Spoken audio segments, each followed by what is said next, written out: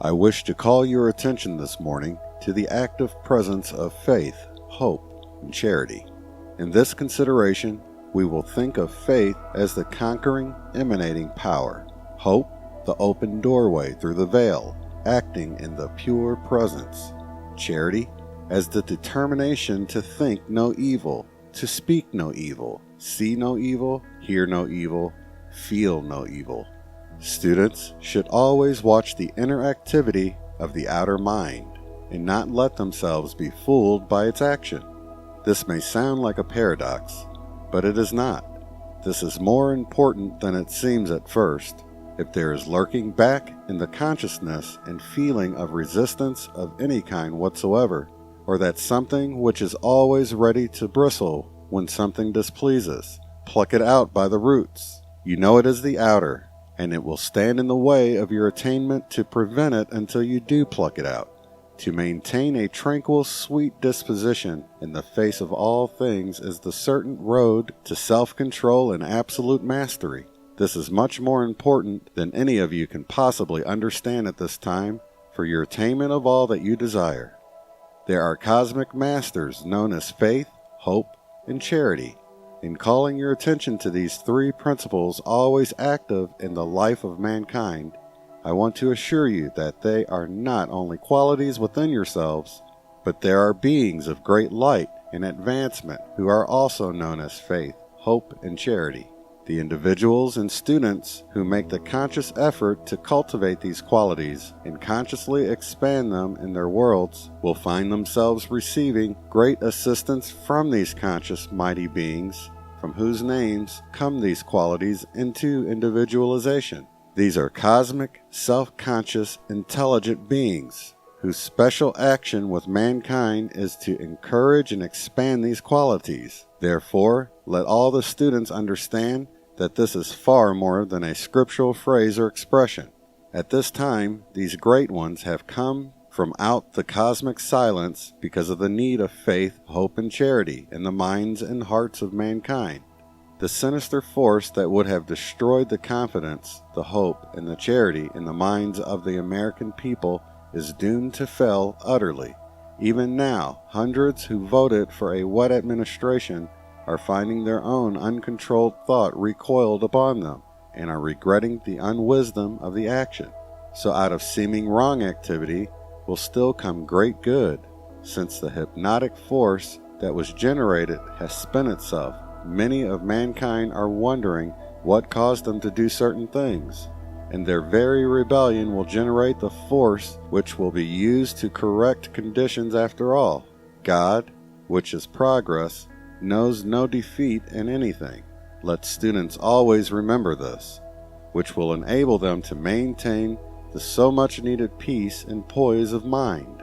The majestic being charity has a natural consuming force for dissolving and annihilating hate, criticism, and condemnation, and uses the cosmic rays as a balancing force in the ethers, from which human beings are drawing their very breath and sustenance.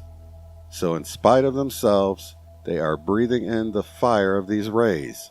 This reminds me of an illustration. You know, when a person is fainting, many times you hold the smelling salts or ammonia under that one's nose. This is what is actually taking place under the nose of humanity.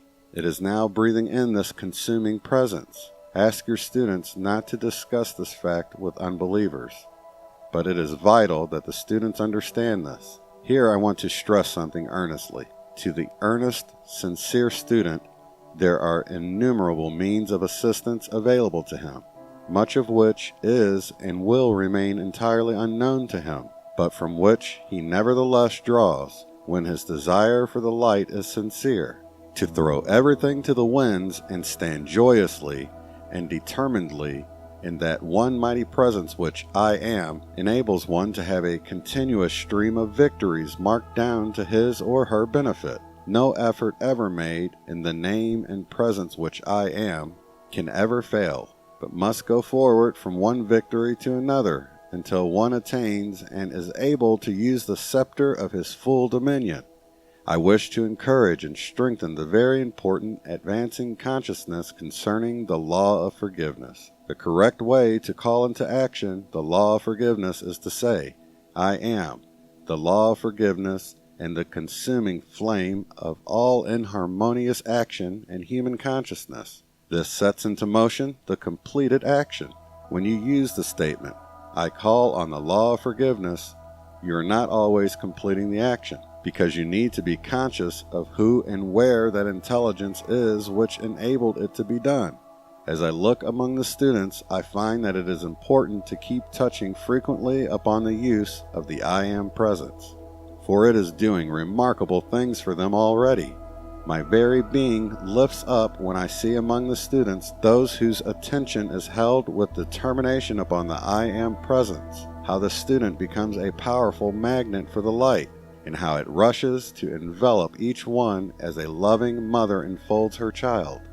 Could people see and realize this for one moment, their determination would surge into a conquering flame from which there could be no receding. The time is apropos today, and I send forth to each of you and the students a conscious ball of light enveloping the heart and brain of each one, that they may receive more continuously the conscious blessing of the mighty I Am presence. I believe that most of them will feel this. Whether they do or not, nothing can interfere with its action to bless them. To those blessed ones who find disturbance in the home at times, I would suggest that they use the statement and feel it deeply. I am the conquering presence commanding peace, love, and harmony in my home and environment. Anyone who will use this with determination can have a peaceful, loving, harmonious atmosphere in the home. Some may need to build a momentum to experience its continuous action. Many times they will have immediate results. To build this into the consciousness is recognizing the I Am presence as the ruling power in their homes, for it is naturally the ruling presence. If students and individuals who have difficulty in maintaining self-control will sit quietly for 5 minutes, feeling deeply and thinking to themselves, I am loving charity, they will find a sense of great relief. For fainting, speaking of fainting, the individual never faints, only the personality does that. Therefore, if one who is in the habit of fainting will take this determined stand, I am the commanding presence forbidding this nonsense, and I forever maintain control of my mind and body, he or she will forever control it. When one first feels the least disturbance, quickly take the consciousness, I am the commanding presence, and I maintain my consciousness here. One must realize that in the command of the I Am presence, he has absolute control of the body. The more anyone uses this, the more quickly does manifestation take place. Question: if the great central sun is the heart center of the infinite, where is that which is the brain center? Answer: in the pure state, whether in the infinite or the finite, when there is no imperfection, the brain and heart activity become one, for the motive power of all activity sent forth is love from the heart. Therefore, in the pure state, the heart and brain are synonymous, for within divine love is contained love, wisdom, and power. The infinite energy is always present awaiting use, but does not act in the life of an individual except under conscious command. There does come a time in the progress of the individual when things act so instantaneously that it seems to be automatic, but it really never is. There is absolutely one road to self-conscious mastery, and that is the conscious direction of the eternal energy into whatever you desire. Now, this brings us to another quite vital point. Desire is an indirect action of the attention, but desire, sustained by the determined use of the attention, causes the desire to become an invincible manifestation. This will give you a slight idea of how important it is that conscious direction be coupled with the desire. Conscious use of the I Am presence, or the consciously directed use of this eternal energy to a given accomplishment, should at no time be anything but a most joyous effort. It should never seem like work or tension in any way, because when you declare, I am, the presence, the intelligence directing this energy to a given purpose, you set the law in motion, in a perfectly easy, calm manner, and it does not require any tearing the hair effort. Therefore, it should always be a calm, serene, determined procedure. The student should at all times understand that the student never chooses the master, but the master chooses the student. Did the student understand what consciousness he was to maintain, it would come about very much sooner, for contacting the ascended masters use I am the presence preparing the way and bringing visible contact with the beloved ascended masters. With the use of the I am presence, you have full command and limitless control over all disturbing conditions. When you speak in the I am presence, you are speaking in the presence which the ascended being is. You must realize deeply that when you say, I am, it is the full God power acting and knows no failure of any kind.